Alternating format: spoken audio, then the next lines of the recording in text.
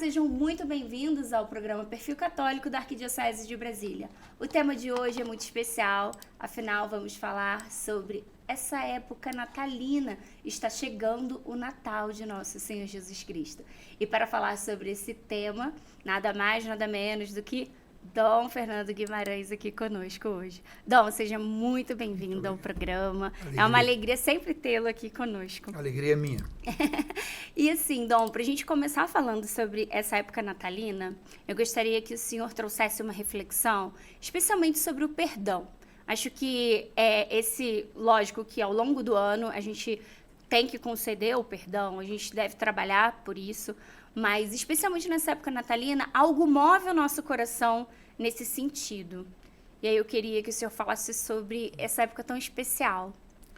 Sim, o tema do perdão pertence intrinsecamente à festa do Natal. Porque o que é que nós celebramos na noite de Natal? Nós celebramos que o Filho de Deus, a segunda pessoa da Santíssima Trindade, se encarnou no ventre de Maria Virgem, de Maria Santíssima, e nasceu exatamente para ser o redentor do ser humano, aquele que salva o homem da situação de pecado e o restabelece em comunhão com Deus. Portanto, Cristo nasce para ser o nosso Salvador. Ele perdoa os nossos pecados. E como a gente reza no Pai Nosso, perdoai nossas ofensas, assim como nós perdoamos a quem nos tem ofendido. Portanto, para recebermos o perdão de Deus, a maneira melhor de nos preparar é exatamente saber perdoar os outros, os irmãos. Agora, existe algo muito especial no Natal. Assim, em palavras eu não sei explicar o que é, e aí eu vou pedir ajuda do senhor, Dom. Porque, geralmente, quando chega, assim, a gente está se preparando no advento, né, para a chegada do Natal, a gente percebe que as pessoas em si, elas já estão mais abertas ao perdão. Existe algo no mundo espiritual que se movimenta nesse sentido também para nos ajudar? Veja, a festa do Natal, a solenidade do Natal, o mistério do Natal, é algo que toca muito profundamente as raízes mesmas do ser humano. A criança sempre enternece. A criança é motivo de esperança. O nascimento de uma criança é sempre motivo de alegria. Então, não somente na parte espiritual, na parte da graça de Deus, mas também da própria experiência humana, o Natal é uma festa muito sensível, que abranda os corações. Em todo canto, abranda os corações. Celebrar o nascimento do menino Jesus. Agora, Dom, eu queria que o senhor compartilhasse com a gente, assim, as suas experiências enquanto Fernandinho, criança, aquele que era recebido ali pelos pais, no seio da família. Como é que era o Natal na casa do senhor?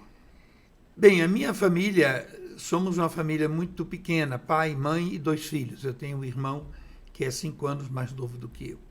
Mas pertencíamos, lá no Recife, a uma família muito extensa de origem portuguesa.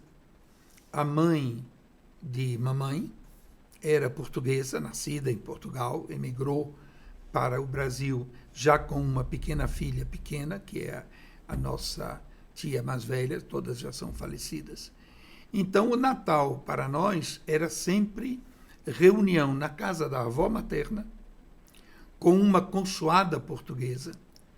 Então, o costume de Portugal, de bacalhau, de uma, era chamado consoada, uma ceia muito lauta, feita basicamente de bacalhau. Nossa, que delícia. E toda a família se reunia nesta casa de minha avó, no bairro da Madalena, lá no Recife, que era uma casa muito grande, com um quintal muito grande. Então, eu, meu irmão, os nossos primos, que são... Minha avó teve 5 filhos, um homem e 4 mulheres, todos casados. Então, com seus filhos, era o momento do encontro da família inteira.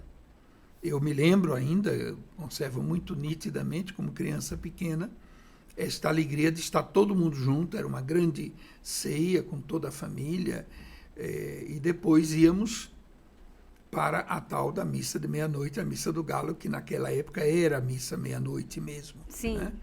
Então, são as lembranças que eu tenho de criança, esta festa de família, não só a minha família, pai, mãe e meu irmão, que a gente celebrava também, depois no dia 25 em casa, mas na grande noite de Natal era o encontro de toda a família, reunida em torno da nossa matriarca, que era a minha avó materna, também que foi minha madrinha de batismo, né?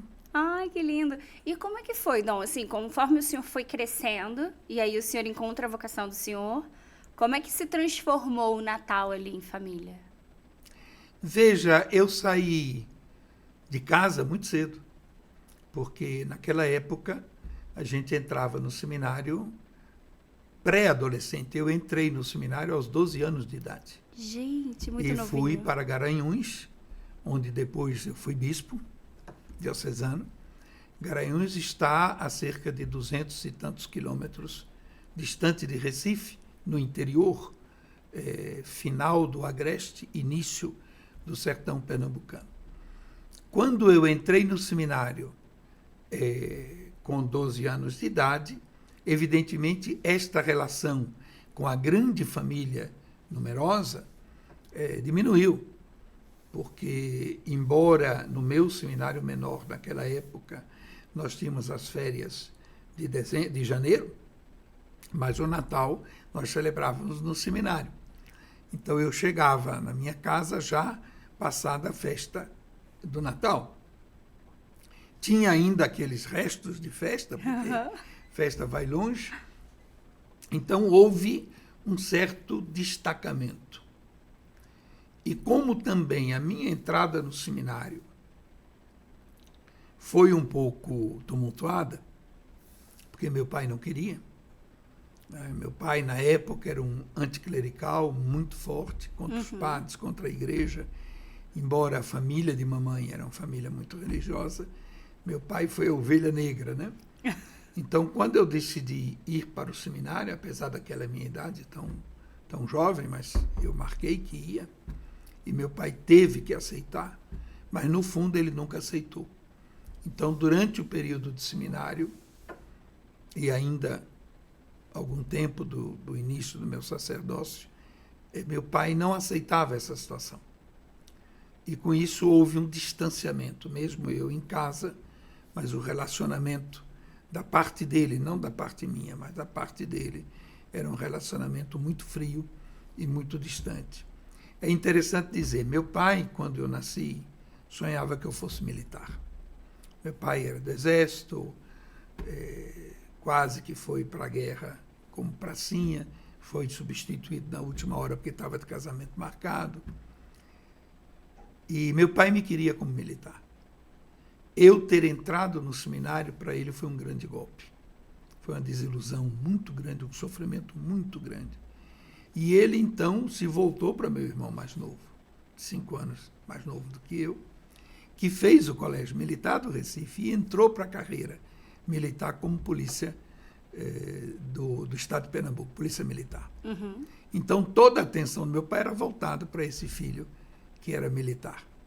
Então, vocês entendem que é muito interessante. Depois, o Gustavo, meu irmão, fez carreira na PM de Pernambuco, sempre o militar, como a gente chama, militar de coturno, quer dizer, o militar de bota e de ação, comandou os comandos mais violentos do Estado de Pernambuco na época. Nossa. E, finalmente, foi feito comandante-geral da PM. Meu irmão foi para a reserva como comandante-geral da PM.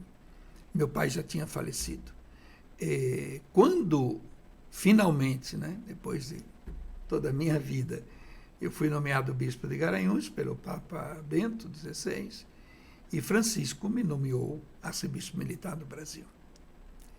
O primeiro pensamento, quando eu soube que o Papa tinha me transferido para Brasília, o primeiro pensamento foi: meu pai, de onde estiver, está satisfeito no sentido de que finalmente ele realizou o seu desejo. Não somente eu era militar, mas os 2 filhos eram militares. E meu irmão tem uma anedota, um fato histórico, mas muito interessante, que quando meu irmão, no dia da nomeação, ficou sabendo que eu estava nomeado a arcebispo militar, meu irmão me ligou. Meu irmão mora no Recife, eu estava em Garanhuns. Meu irmão me ligou e disse, mano, é fogo. Eu passei 30 anos dando tiro, recebendo tiro e me aposentei como coronel. Tu, em um dia, sem dar um tiro, virasse general de 3 estrelas. E o pior de tudo isso é que eu tenho que prestar continência para você.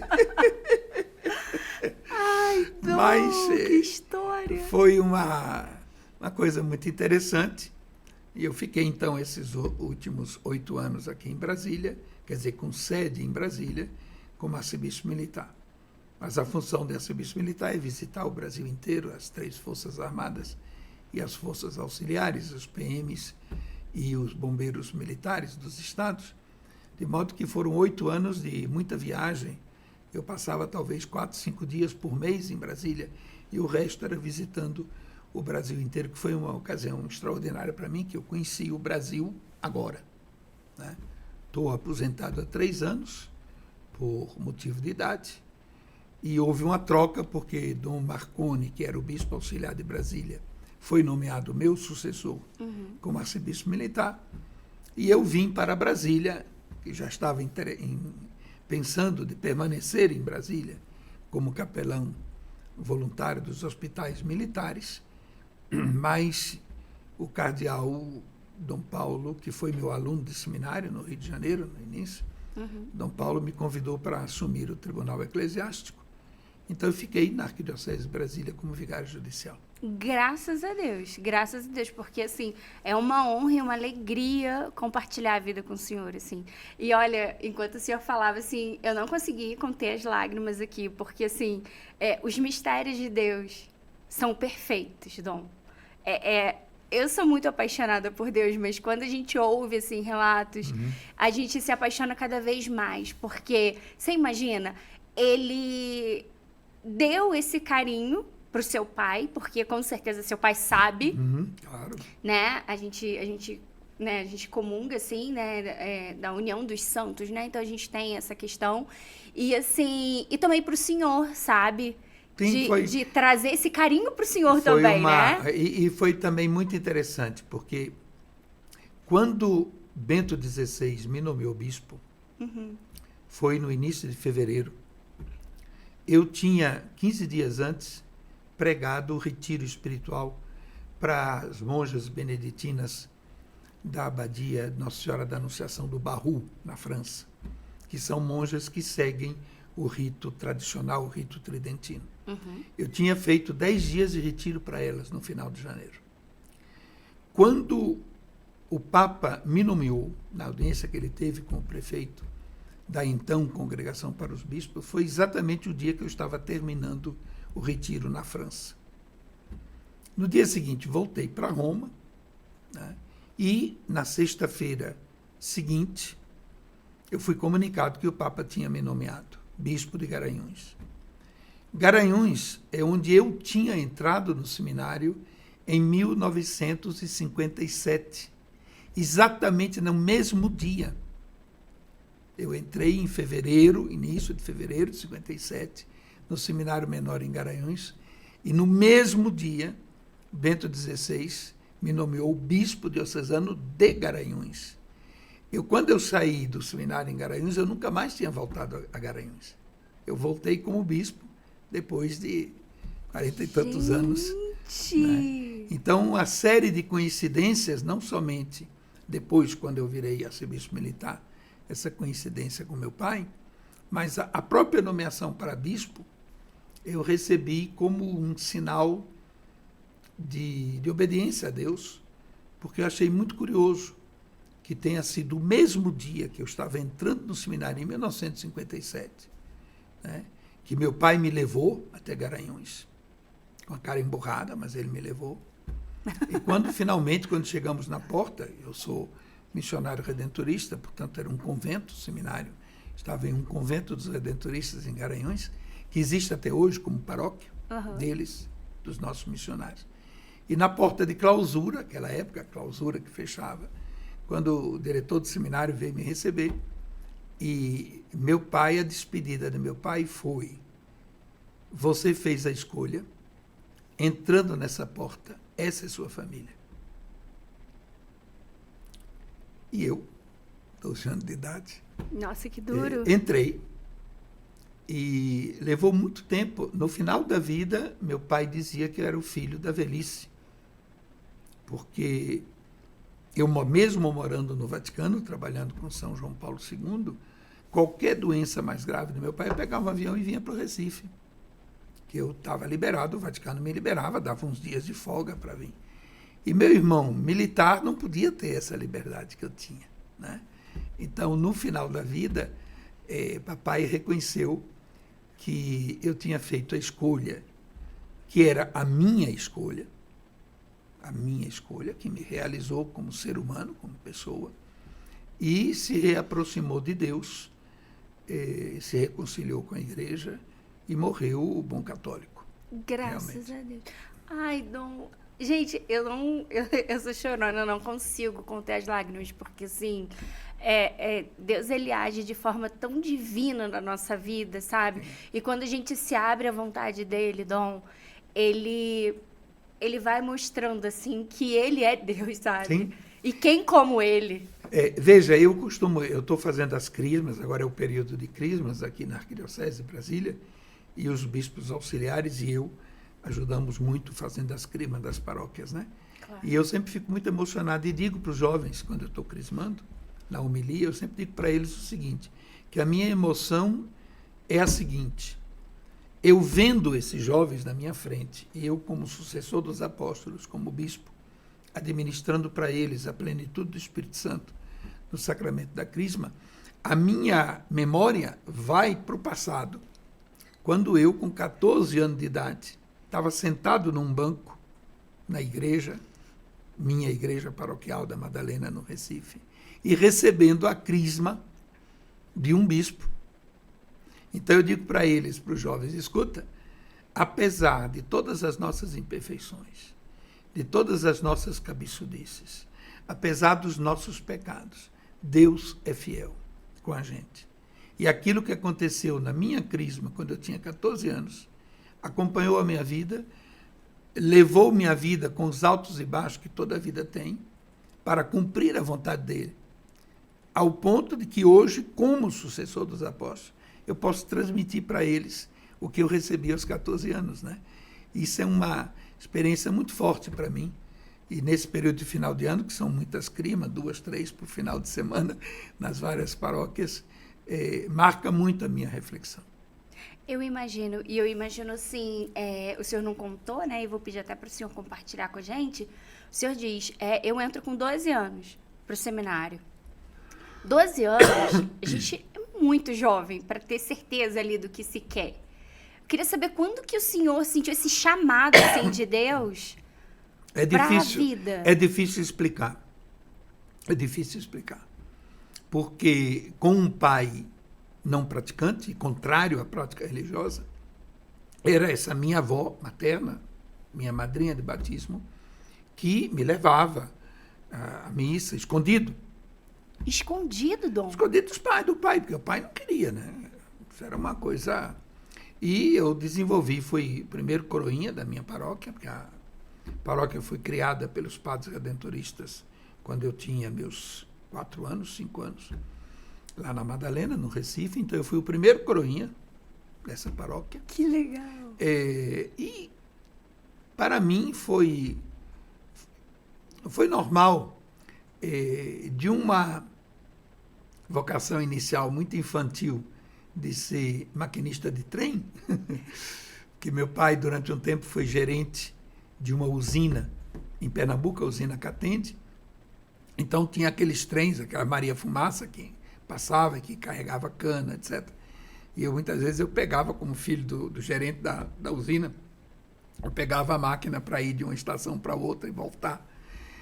Mas aquilo foi uma coisa assim de criança muito pequena mesmo, muito pequena.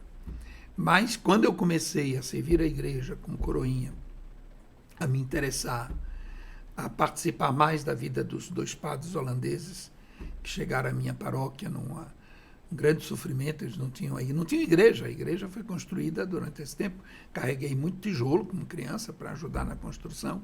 Nossa. E vendo a vida pessoal desses 2 padres holandeses, eu me entusiasmei, eu queria ser padre. Conhecendo os padres, eu queria ser missionário redentorista.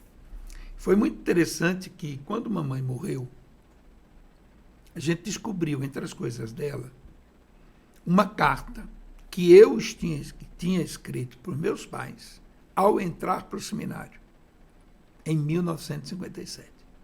Quantos anos o senhor tinha quando 12 anos. O senhor faleceu? Não, quando ela faleceu. Não, eu já tinha 1 ano de padre. Mamãe morreu quando eu tinha 1 ano de padre. Ai, Mamãe que bom. morreu Então ela viu o senhor. Morreu em 72. E então, essa carta escrita com letra infantil, etc.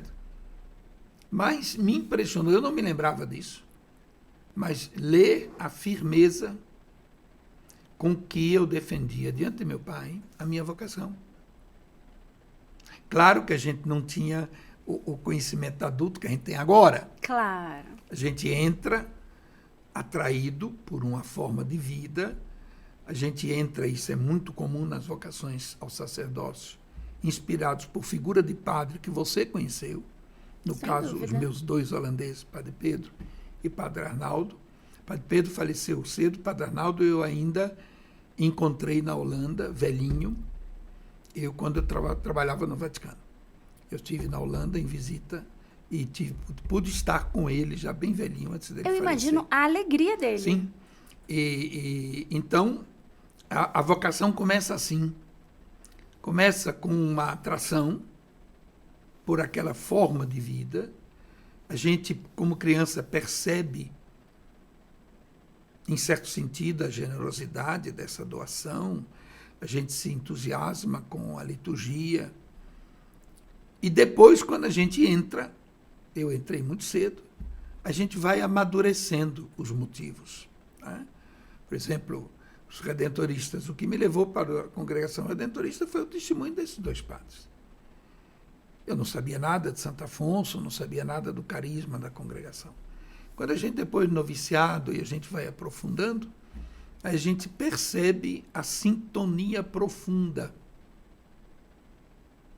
com as características do santo fundador, com aquilo que ele entendia para a sua congregação, e a gente sintoniza isto, e, portanto, a vocação se reforça. Eu posso dizer que com 54 anos de padre, mais uns 8 anos de vida religiosa antes do sacerdócio, portanto, já está lá para 60 e tantos anos de vida religiosa, eu posso dizer que, sim, tive dificuldades, 2, 3 crises fortes na vida, mas nunca tive dúvida sobre a minha vocação. Nunca. Nunca. Mas isso é muito do humano, né? Sim. A gente está aqui, a gente sofre mesmo as questões humanas, mas a gente entrega para Deus. Sim, a gente tem as vicissitudes da vida que a gente vai passando, mas aquilo que eu dizia sobre a crisma, né? Deus é sempre fiel.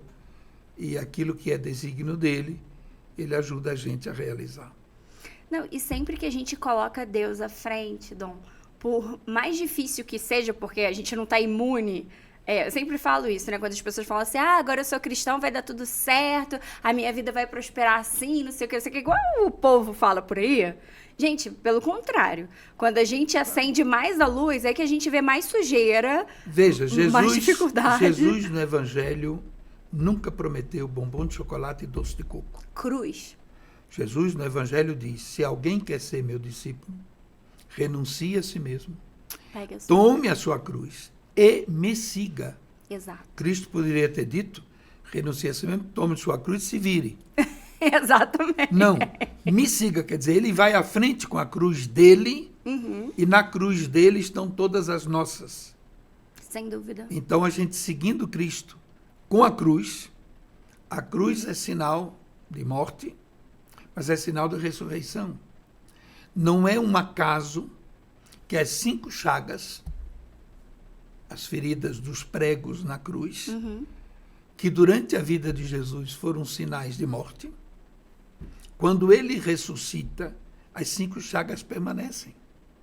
Só que agora gloriosas. Exato. Quando Tomé duvida da ressurreição e diz, eu só vou acreditar se eu colocar o dedo nas chagas e colocar minha mão na chaga do coração. E Jesus aparece para ele no domingo seguinte, para os 12, e ele no meio, e ele chama Tomé na frente dos outros, aqui estão minhas mãos, aqui está o meu lado. Vem e toca. Não sejas incrédulo, mas tenhas fé. Eu acho que isso faz parte do núcleo da mensagem cristã. O Evangelho não promete bem-estar.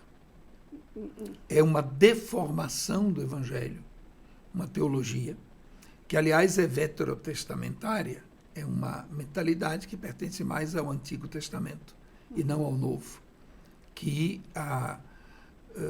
o bem-estar social, a riqueza, as facilidades do mundo seriam sinais de bênção de Deus. Isso está no Antigo Testamento, mas não é a mensagem do Evangelho, a mensagem de Jesus Cristo. É claro que, assim, quando a gente trabalha, a gente coloca, né, Deus à frente dos nossos projetos, enfim, a nossa vida, ela tende a ter essa sequência, assim, de, vem bens materiais, vem tudo, enfim, mas a gente não está imune aos problemas, Sim. né? Então, assim, eu acho que isso é viver mesmo, e quando a gente consegue esses bens materiais, também aprender a compartilhar. Sim, porque, veja, o progresso, a felicidade, o desenvolvimento faz parte da natureza humana. Não é que o cristão tem que ser flagelado, o cristão... Não. Claro.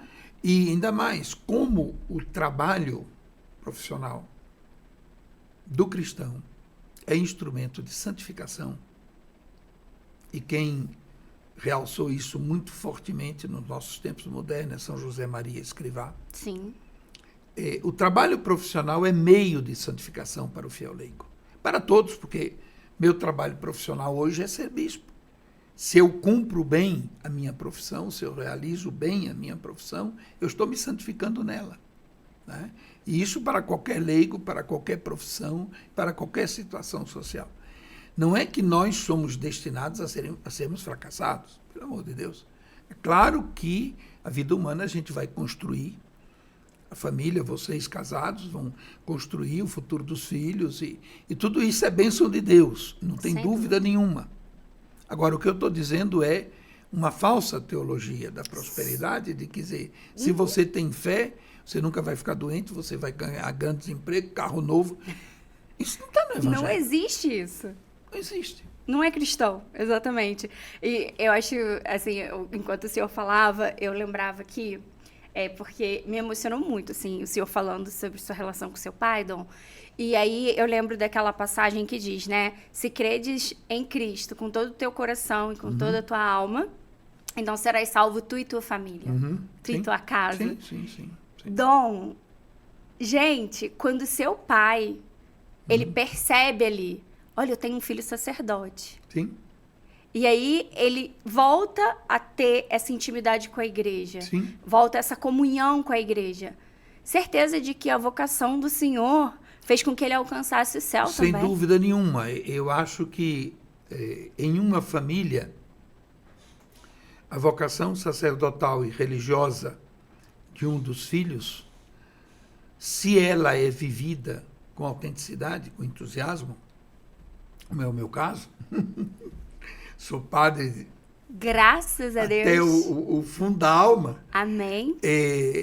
Necessariamente repercute. Isso acontece hoje com meu irmão. Meu irmão tem 5 anos mais novo do que eu. Eu estou com 79,5. Meu irmão é 5 anos mais novo. Já está também reformado na Polícia Militar de Pernambuco. Hoje em dia, nós nos falamos todos os dias por telefone. Às 6 da tarde, 6h15, 6h30. Todos os dias. Que bacana. Nos falamos com a chamada de vídeo. Ele em Recife, eu aqui, para a gente simplesmente estar junto, conviver. Claro. Né? Conviver. Eu casei, eu celebrei o casamento dele. Celebrei o casamento da filha dele, minha sobrinha. Que bacana. Celebrei o batismo dos 2 filhos de minha sobrinha. Essa é a nossa família hoje. Né? Então, o sacerdócio da gente repercute positivamente também em nossa própria família, né? eu sempre lembro Santa Mônica e Santo Agostinho. Ah, gente, Mônica clássico, né? reza 30 anos pela conversão desse filho, que era rebelde, que era imoral, que era tudo que a gente pode imaginar, herege. Uhum. Ela reza 30 anos, até que finalmente, pela graça de Deus, pela influência de Santo Ambrósio, bispo de Milão, onde Agostinho tinha ido servir como professor, e ele encontra Ambrósio, homem de Deus, se impressiona com a figura do bispo e tem essa experiência mística profunda da Bíblia, toma e lê, e Agostinho se converte. Não foi a conversão, a oração de Mônica que o converteu, foi a graça de Deus. Mas Mônica o acompanhou 30 anos, sofrendo e orando, para que ele se abrisse à graça de Deus. Então, essa é que você dizia, eu creio na comunhão dos santos, essa comunhão íntima que existe, seja entre a igreja celeste, a igreja terrestre, a igreja padecente do purgatório, seja entre todos os batizados, que a graça de Deus, os bens divinos circulam entre nós, nessa comunhão espiritual e profunda. Né? Sem dúvida. Então, a vocação sacerdotal e religiosa sempre traz benefícios também para a família, o que é uma ocasião para me dirigir às famílias católicas nesse período de Natal. Vejam, rezem pelos seus filhos, e se algum filho manifesta, hoje em dia está acontecendo uma reaproximação dos jovens para a igreja.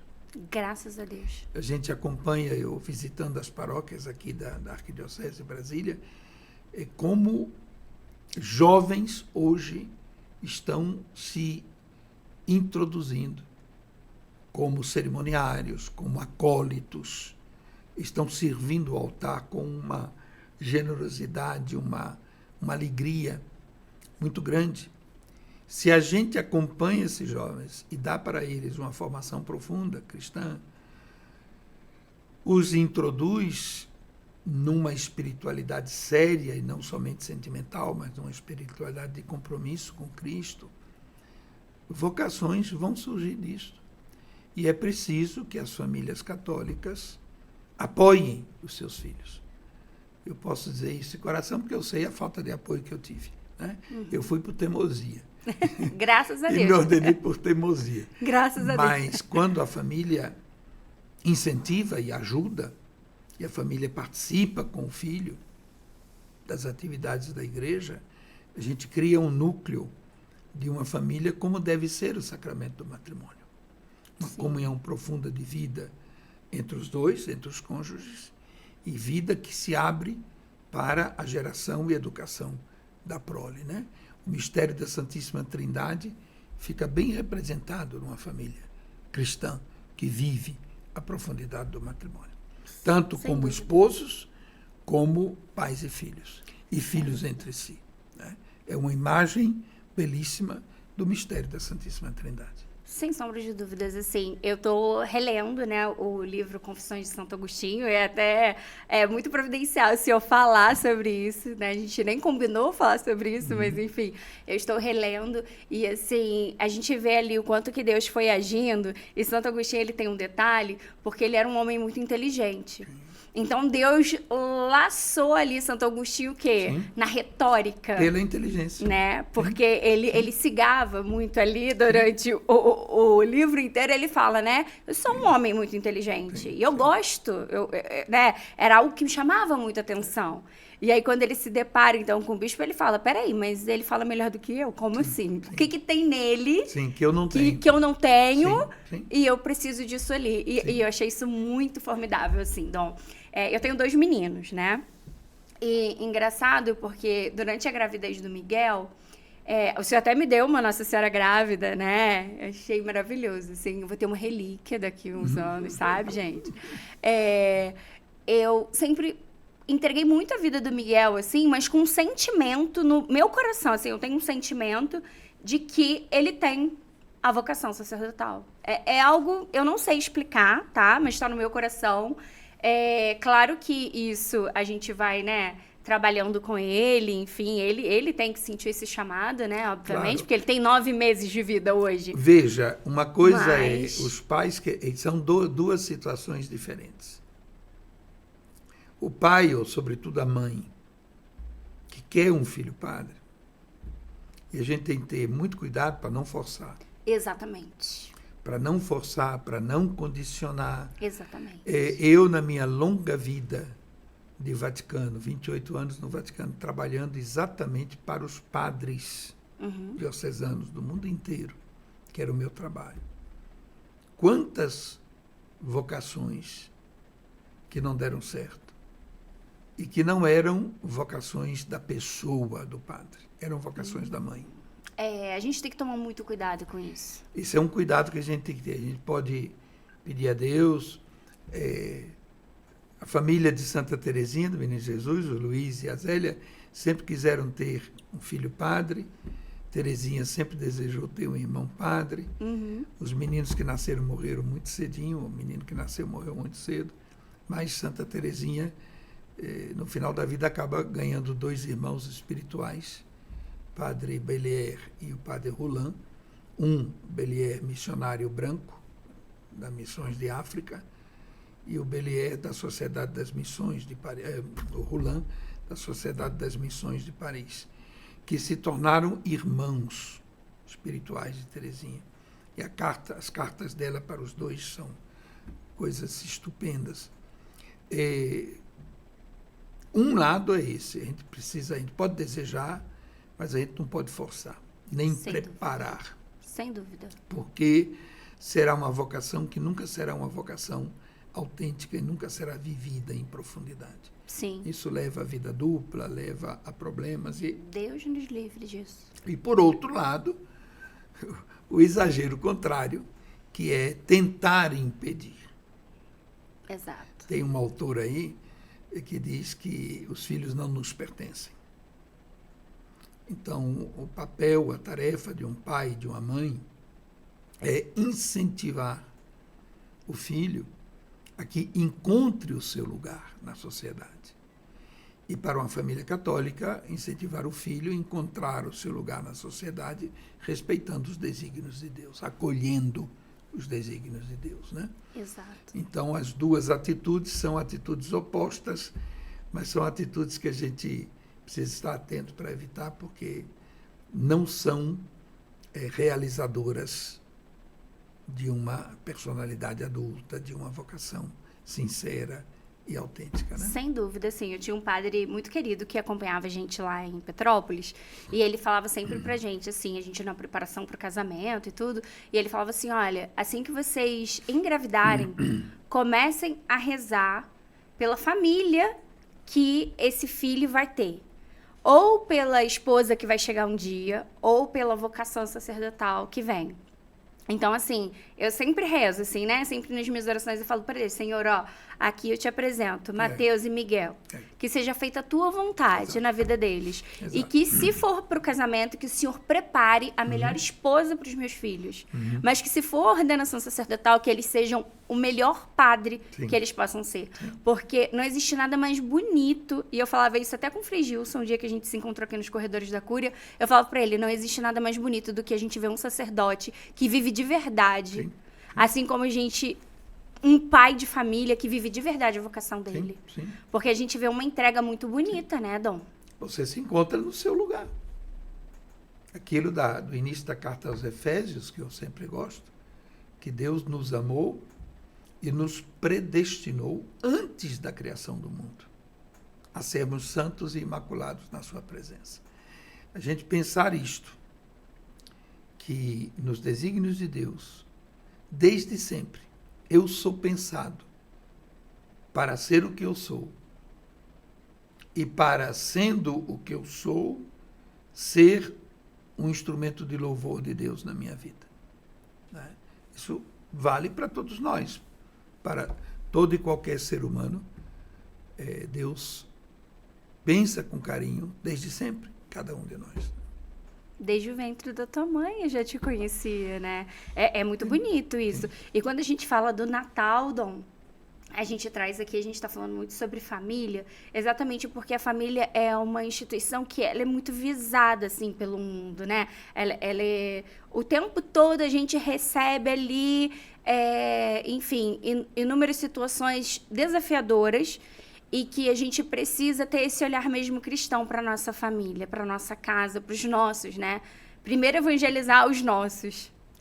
Veja, o Natal é família. Você tem o caso de Maria Santíssima, que se descobre pela vontade de Deus, depois que ela diz que é serva do Senhor, que Deus faça nela o que quer, se descobre mãe. Nós temos o esposo, São José, que não foi colocado dentro dessa história e que de repente percebe, sem entender. É verdade. Sem Precisa entender. um anjo vir ali, Então né? há uma crise familiar ali. Quando São José é instruído sobre o que está acontecendo, ele assume. Então, José é o pai, eu sempre digo, José é o pai civil do menino Jesus. Diante de todo o mundo judaico, diante da sociedade de então, José é o chefe de família e o pai. É José que ensina a Cristo os rudimentos da profissão, que o acompanha no amadurecimento, né? E Maria, a mãe que acolhe. A mãe que acolhe. É aquele ponto de apoio que o filho sempre tem, né? E uma vida de familiar, para Maria Santíssima, as poucas vezes que ela aparece no Evangelho, ela está sempre repetindo o fiat que ela deu no início. Cumpra-se a vontade de Deus.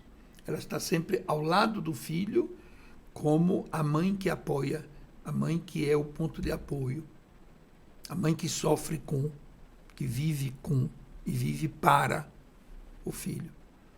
José, que tem um papel importante nos evangelhos da infância e que depois, curiosamente, não se fala mais. Teria morrido. Isso já entra no campo das lendas, mas das documentações evangélicas, pouco se sabe dele. Mas na infância, nascimento, primeiros anos de Cristo, José tem um papel estupendo, silencioso, não existe uma palavra dele nos evangelhos, mas só existem atitudes. Então, você vê uma família do século I, uma família judia, uma família pobre, uma família de trabalhadores, vivendo as mesmas vicissitudes que todas as nossas famílias vivem e se tornando modelo de como viver isso. Então, o Natal é família, não é à toa que o presépio é o menino Jesus, Maria e José. Juntos, cada um no seu papel, cada um cumprindo sua função. É impressionante essa harmonia que depois é reconhecida pelos anjos na noite de Belém, glória a Deus nas alturas, paz na terra, aos homens que Deus ama, aos homens de boa vontade, as duas tradições possíveis. Você vê ali uma harmonia da criação, junto com os cordeirinhos dos pastores, junto com o boi e o asno que a tradição coloca. É uma cena, a gente diria quase uma cena idílica, que os profetas haviam profetizado. Uhum. Isaías, que é a leitura frequente nas missas do Advento, Isaías quase que descreve o que aconteceu na noite de Natal, né? Antecipando em forma de profecia. É digamos, uma reconciliação da criação com Deus Criador, através de Jesus Cristo, né? Mas isto acontece no seio de uma família, o que mostra a importância fundamental da família no plano de Deus. Sem sombra de dúvidas. E assim, a gente vê o quanto a nossa família, ela molda muito do que a gente é. Claro. Em todos os sentidos. Né? Para o bem e para o mal. Para o bem e para o mal. Exatamente. Então, hoje, o quanto nós, né, especialmente quem tem a vocação matrimonial, precisa estar atento àquelas promessas que se faz no altar. Sim. Porque às vezes a gente acha. É engraçado isso, né, Dom? Mas a gente precisa dizer isso. Existem coisas que são óbvias, mas que precisam ser ditas. Sim. Não é teatro, não é encenação.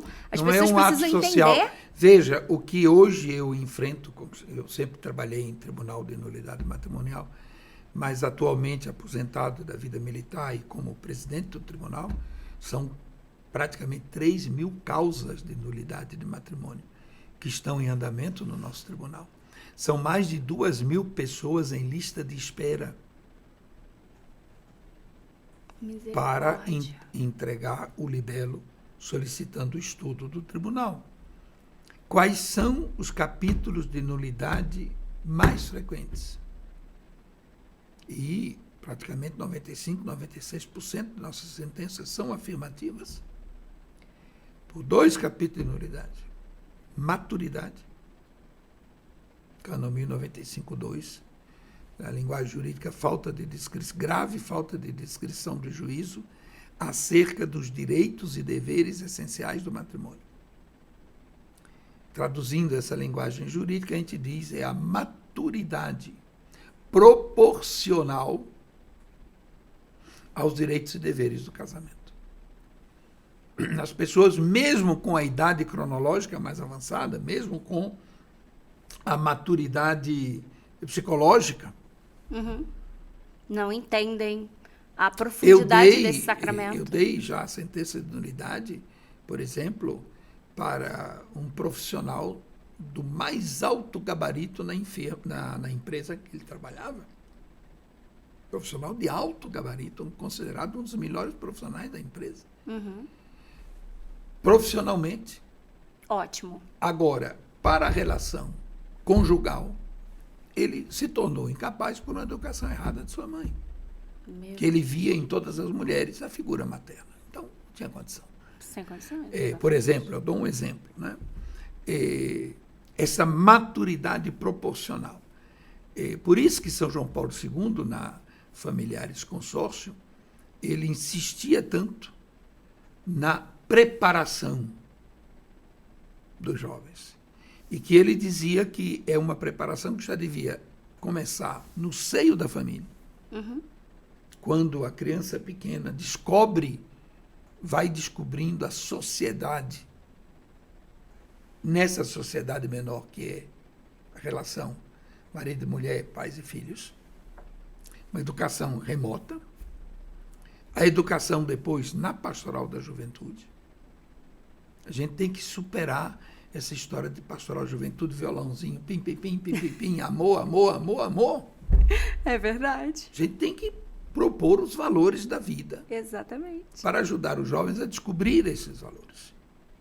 Depois, na preparação imediata, que é namoro e noivado. Exato. Que, muitas vezes, uma mentalidade corrente, namoro e noivado não é tempo de se conhecerem. É impressionante como nas causas, no estudo das causas, a gente vê namoros que duraram 2 anos, noivado que duraram 2, 3 anos, sem um conhecimento pessoal íntimo dos dois. Uma avaliação do quem eu sou, de quem é o outro, de como a gente pode...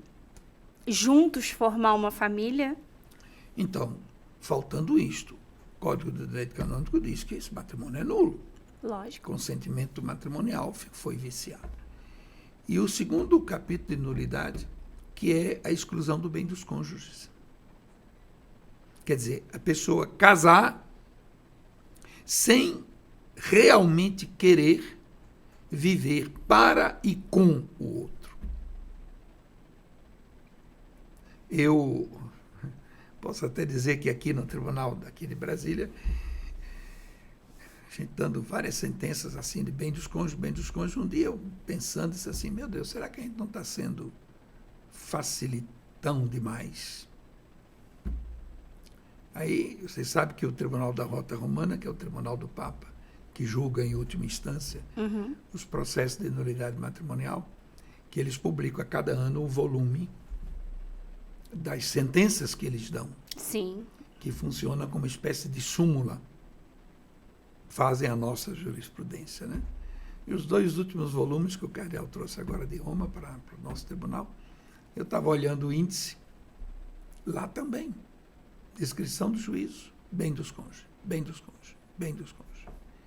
Quer dizer, é um fenômeno que precisa ser analisado com atenção e que a pastoral familiar de nossas dioceses, a pastoral de juventude de nossas dioceses, precisaria se debruçar com atenção para ajudar os jovens, né, a uma maturidade proporcional. É uma só carne, os dois serão uma só carne, diz a Bíblia. Isso em todos os sentidos. No sentido de partilha de ideais, né? No sentido de compromisso de vida comum, né? Na diversidade intrínseca de cada pessoa humana. O matrimônio nunca é uma fusão, nunca é um liquidificador que bate tudo fazendo um suco, né? São duas personalidades diferentes, mas duas personalidades diferentes que se unem para um objetivo comum, respeitando as diferenças. Então, esse convívio conjugal, que a gente, em linguagem jurídica de nulidade, chamamos bem dos cônjuges, é preciso ser vivido pelos jovens quando se aproximam do sacramento. Senão, aquele eu te recebo por mulher, eu te recebo por marido, te prometo ser fiel na alegria e na tristeza, na saúde e na doença, amando-te e respeitando-te todos os dias da vida, se torna uma frase sem sentido, uma frase vazia, uma frase que a gente diz de boca para fora. Exatamente, e a gente tem que entender que ali, naquele momento, apesar do padre ou do bispo, ou de seja lá quem for estar assistindo ali, né, aquela união, muito mais do que prometer um ao outro, a gente está prometendo a Deus. Então, é preciso entender que o sacramento do matrimônio, Dom, eu vejo que as pessoas ignoram um pouco a importância dele, achando que, por exemplo, o sacramento da ordem está acima. Não, está ali a igualdade, né? São dois sacramentos de estado de vida. Exatamente. Dois sacramentos iguais em dignidade. Exatamente. O sacerdócio, a escolha de Deus sobre homens, varões, para ser sinal sacramental de Cristo Bom Pastor. E o matrimônio, a união de dois, uma só carne aberta à geração. Então, são duas formas de vida que pertencem ao desígnio divino de salvação. Sem dúvida. Não há uma precedência e não há uma melhor qualidade de uma sobre outra. Se, por exemplo, o sacerdócio, trabalhando com os seminaristas, a gente insiste muito nesse sentido, eles não se fazem padre porque não querem o matrimônio, ou porque rejeitam o matrimônio. Exatamente. Eles se fazem padres porque respondem a um chamado de Deus para ser este sinal sacramental. Então não há um desprezo ao matrimônio, ou uma incapacidade, que aí seria até sinal de uma vocação falsa. Exatamente. Mas, por sua vez, o matrimônio cristão deve reconhecer, os dois, que eles têm um papel primordial na vida da igreja. Sem dúvida. Como o padre tem um papel primordial naquilo que é a sua vocação específica. Na tradição latina da teologia católica, se considera que os noivos são os ministros do sacramento. Sim. O padre ou o diácono ou o bispo são simplesmente testemunhas autorizadas em nome da igreja para testemunhar e atestar o que os dois estão celebrando. Exatamente. Quem celebra o sacramento do matrimônio na tradição latina da Igreja Católica são os dois. No Oriente e na tradição ortodoxa, a bênção do ministro também faz parte do sacramento. Então, para a ortodoxia e para os católicos orientais, o sacramento do matrimônio é a manifestação da vontade dos dois, abençoada pelo celebrante. E por isso, no Oriente e na ortodoxia, só um padre pode celebrar casamento. Os diáconos não celebram casamento. Então, só um bispo ou um padre, porque ele tem que ter o sacerdócio para abençoar. Na tradição latina, desde sempre, se desenvolveu uma ideia mais estrita. O que realiza o sacramento do matrimônio é a vontade, a prestação de consentimento de um para o outro e do outro para o um. E aquilo é que configura o sinal da graça de Deus. Que como o sacramento da ordem, também o sacramento do matrimônio não é um sacramento que acaba ali. Ele inicia ali e vai durar a vida inteira. Os dois sendo ministros da graça de Deus um para o outro.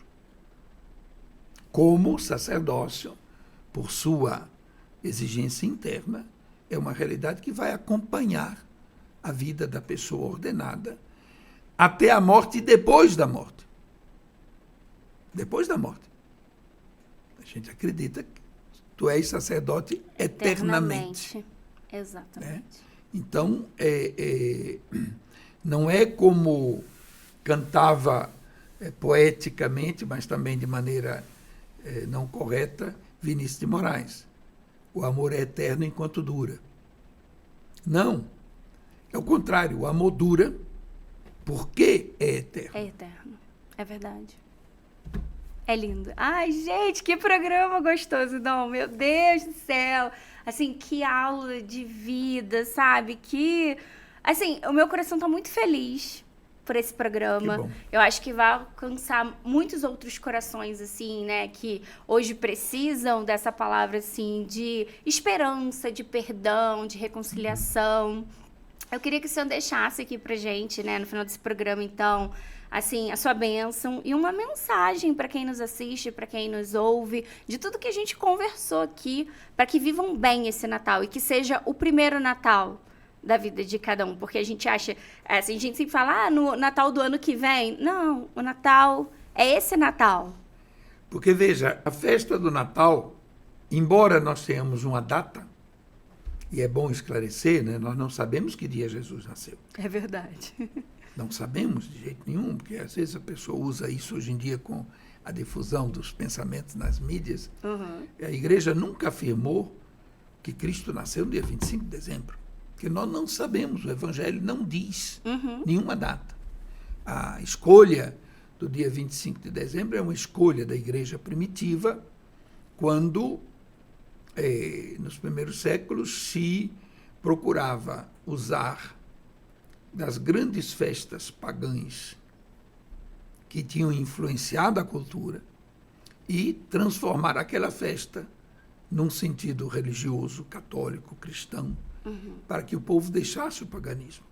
Então, o 25 de dezembro é o dia do nascimento do sol invicto para o paganismo. Era o dia em que o sol invencível nasceu. Então, na cristianização dessa data, a igreja achou quem é o sol invisível, o sol de justiça, Jesus Cristo. Então, vamos marcar o nascimento nesse dia. 9 meses antes, aí se faz a festa da Anunciação de Nossa Senhora, em 25 de março. Então, são datas que foram escolhidas. Sim. Mas, na realidade, a data marca uma realidade que não se celebra só nesse dia. Sem dúvida. Cristo nasce no coração de todo mundo ao longo da vida. Como a gente diz do Advento, o Advento celebra a vinda histórica, o passado. O Advento nos prepara para a vinda futura, a segunda vinda de Cristo. Mas também se lembra que Cristo vem ao nosso coração cada dia, quando eu abro a minha vida para Ele. Então, que a celebração do Natal seja isto. Não seja uma celebração simplesmente uma memória histórica de um passado, mas seja, por um lado, uma abertura na esperança para o futuro e seja uma confirmação daquilo que acontece no presente. Cada dia, Cristo está conosco, cada dia, Cristo nos dá a graça, cada dia Cristo nos santifica e nos leva à comunhão com o Pai no Espírito Santo.